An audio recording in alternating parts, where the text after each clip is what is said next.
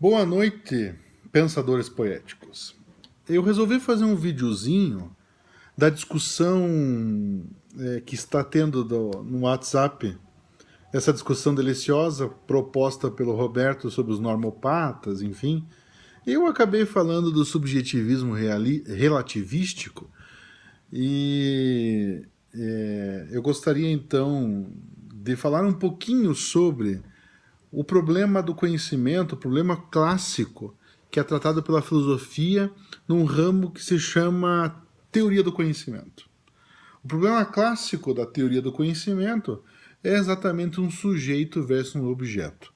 A teoria do conhecimento, ela trata sobre as questões das possibilidades do conhecimento e de como que nós conhecemos, enfim, todas essas questões que envolvem psicologia, envolvem ciência dura, física, matemática e outras ciências, e envolve a filosofia, como sempre, e aí eu estou puxando a sardinha para o meu lado, como sempre, a filosofia está no cerne dessas questões. Pois bem, meus amigos, eu estou aqui pensando na pergunta que a Denise fez, estava pensando como responder. Então eu vou tentar de maneira mais sucinta possível, porque a teoria do conhecimento é tratada pela filosofia de forma ampla, de forma complexa e que tem raízes e desdobramentos na nossa vida, na nossa forma de conhecer. E também a pergunta principal é se nós temos possibilidades de conhecer. Então, como para o pensamento poético que eu desenvolvo, nós temos um realismo por trás, ou seja, a realidade independe de nós e nós então precisamos tentar entendê-la. Então, quando nós nos perguntamos sobre se é possível conhecer, isso pode dar problemas, inclusive na nossa espécie como seres humanos. Ou seja, para o pensamento poético, nós conhecemos para sobreviver. Então, nós estamos mexendo nestas perspectivas. Pois bem, meus amigos, a teoria do conhecimento clássica ela trata sobre um sujeito que conhece e um objeto que conhece. Ou seja, um sujeito versus um objeto. Essa mão conhece esse cachimbo, ou seja, essa mão como um sujeito. Se conhecer esse cachimbo, se há possibilidade de conhecimento, o que nós temos? Um subjetivismo. Agora, se nós invertemos essa questão, essa polaridade, que o objeto cachimbo se faz conhecer para esse sujeito observá-lo, nós temos uma tendência de sermos objetivistas. A ciência, ao tudo indica que é objetiva. E por aí nós vamos ter que discutir a neutralidade da ciência, enfim. E o realismo parece que quase toda a ciência, não toda a ciência, mas quase toda é realista. Pois bem, meus amigos, se nós passarmos para o sujeito versus objeto, esse sujeito que conhece esse cachimbo, nós vamos nos servir de várias possibilidades de conhecimento, e uma delas, que é a mais emergente, é a psicologia.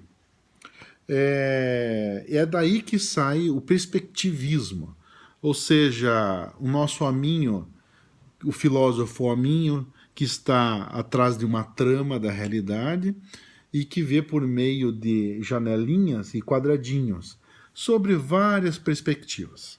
Isso seria por meio do sujeito. Agora, se nós passarmos para o objeto, nós temos uma questão a ser contemplada. A matemática e a física, por exemplo, elas colocam, não toda a física e a matemática, mas quase que toda ela, 90% talvez, tem físicos e matemáticos que dizem que a matemática e a física não é uma coisa meramente humana. Ela está na realidade, ou seja, ela é objetiva na sua raiz. E o que eu proponho para nosso curso do pensamento poético é que nós não pensemos numa polaridade sujeito-objeto e que nós pensemos sim numa relação de complementariedade. Ou seja, esse sujeito conhece esse objeto e esse objeto se faz conhecer por esse sujeito. Existe toda essa relação de complementariedade. Eu fiz um esqueminha muito simples aqui que eu vou tentar mostrar para vocês, porque a câmera do celular é pequena. Vamos tentar. Bom, aqui, meus amigos, nós temos o sujeito e aqui nós temos o objeto. Ou seja, daqui sai o subjetivismo e daqui sai o objetivismo. Do objetivismo, nós temos a ciência, e pus dois exemplos aqui, a física e a matemática. Será que assim é melhor? Não. Estou ruim para essas questões. Do sujeito sai o subjetivismo, e nós temos um exemplo claro que a psicologia serve desse subjetivismo, e em cima nós temos as perspectivas, ou seja, o sujeito tem perspectivas da realidade. E aqui nós temos a neutralidade. Será que há a possibilidade da ciência ser neutra? Bom, isso é uma boa discussão. Então, meus amigos, esse aqui é o problema clássico da teoria do conhecimento. Eu tinha colocado lá no nosso chat do WhatsApp dos Pensadores Poéticos o termo subjetivismo relativístico, o qual a Denise me perguntou o que seria. Bom, eu penso o subjetivismo relativístico como um problema de conhecimento. Ou seja, se nós somos sujeitos dotados de faculdades cognitivas, apesar de eu achar que as nossas percepções, os nossos canais de percepções são um pouco evoluídos, ou seja, perto de um cachorro, por exemplo, o nosso olfato é uma porcaria. Enfim, todas essas questões. Nós somos pouco evoluídos nesse sentido. Mas nós estamos vivos e é isso que importa.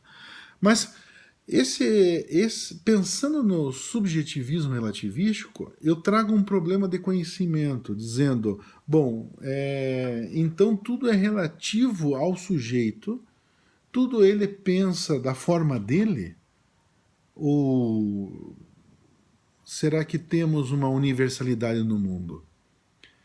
Essa é uma questão. Ou seja, o subjetivismo relativístico ele descarta a possibilidade de universais no mundo. Ou seja, tudo depende do sujeito. Tudo depende de como o sujeito percebe o fenômeno. Mas o fenômeno está lá fora dele. Essa que é a questão. Ou seja, é relativo a um sujeito, é relativo a uma história, é relativo a uma cultura, é relativo à cultura que esse sujeito emergiu. Ou seja, os índios aborígenes, eles pensam de forma diferente as coisas de uma sociedade do que nós como ocidentais e enfim, brasileiros e, no meu caso, curitibano. Eu luto um pouco com essa questão porque eu tenho a tendência de tentar achar universais. Ou seja, música é música. Como que é isso? Como perceber a universalidade da música, por exemplo? Como perceber a universalidade da filosofia? Eu estava me lembrando hoje à tarde, tem uma história interessante de Hegel, o filósofo Hegel, grande filósofo Hegel, dizia o seguinte: dentro de um ramo de flor existe o universal e o particular. Ou seja, ele estava afirmando que na realidade existem coisas que trazem uma história dentro delas. E isso é muito interessante de ser observado. Mas isso é um problema que eu estou levantando. Ou seja, tudo, absolutamente tudo que conhecemos é relativo a um sujeito?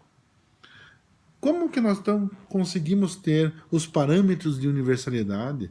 Ou será que nós só temos particularidades, um objeto multifacetado, em várias facetas, complexo em si, e nós só tentamos entender cada faceta? Será que é isso? Então essas são perguntas a serem respondidas e, no meu ponto de vista, eu acho que devem ser respondidas o mais rápido possível, porque me parece que nós não vamos andar muito se nós não responder essas perguntas que são fulcrais.